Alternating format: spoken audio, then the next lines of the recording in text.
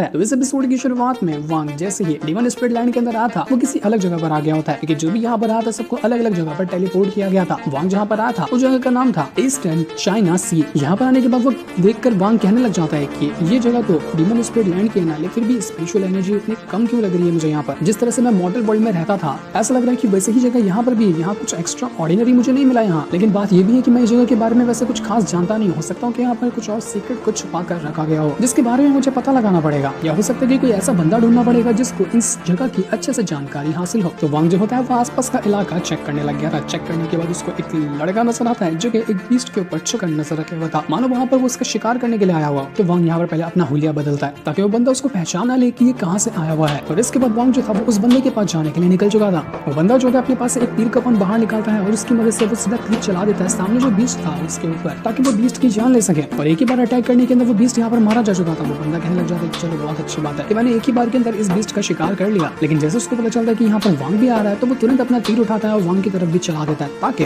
देख सके कि ये बंदा है कौन, उसके पास क्यों आ रहा है। लेकिन उसका तीर वांग के ऊपर लगता नहीं, उससे पहले वो डिस्ट्रॉय हो जाता है। वांग को कुछ हुआ भी नहीं था, जो देखकर वो बंदा समझ जाता है कि नहीं भाई साहब ये कोई मामूली इंसान नहीं, ये बहुत ज्यादा स्ट्रॉन्ग कल्टिवेटर है, मैं इससे पंगे नहीं ले सकता। वो तुरंत यहाँ पर अपनी जान बचाते हुए भागने की कोशिश करने लग गया था। वो बिल्कुल मुगली की तरह पेड़ों पे कूदते कूदते जा रहा होता है। लेकिन वो भाग क्या पाता कि इससे पहले वांग जो था अपने पास एक खास तरह की रस्सी को बाहर निकालता है और उसकी मदद से वो उसको पकड़ने की कोशिश कर रहा था। लेकिन ये हो पाता कि इससे पहले उस बंदे ने वहाँ पर एक फॉर्मेशन क्रिएट कर लिया था, उसकी मदद से वो वहाँ से गायब हो जाता है। फॉर्मेशन को देखकर वांग यहाँ पर हैरान हो चुका था कि फॉर्मेशन में बड़ा कमाल का लग रहा था। मैं इस फॉर्मेशन के बारे में पता लगाने की कोशिश करूँ तो ये फॉर्मेशन मुझे कल्टीवेशन अलायंस का तो नहीं लगता। मुझे ऐसा लग रहा है कि ये एंशिएंट टाइम के जो लोग रहते थे उस टाइम का कोई बंदा होगा और उसी टाइम का उसने ये फॉर्मेशन क्रिएट किया है। पर जो भी है ये फॉर्मेशन है तो बड़ा ही कमाल का। लेकिन वांग यहाँ पर कुछ कर भी नहीं पाया था कि तभी वहाँ पर एक और पोर्टल खुलता है और उसके अंदर से वो बंदा अपने ढेर सारे साथियों को लेकर आ चुका था ताकि वो यहाँ पर आने के बाद वांग की जान ले सके। वो सारे के सारे लोग वांग के ऊपर अटैक करने की कोशिश करते हैं ताकि वांग को मारा जा सके। लेकिन वांग को इससे क्या ही फर्क पड़ने वाला था। वो सिर्फ एक बार अपना पलक झपकाता है कि वो एक ही सेकंड के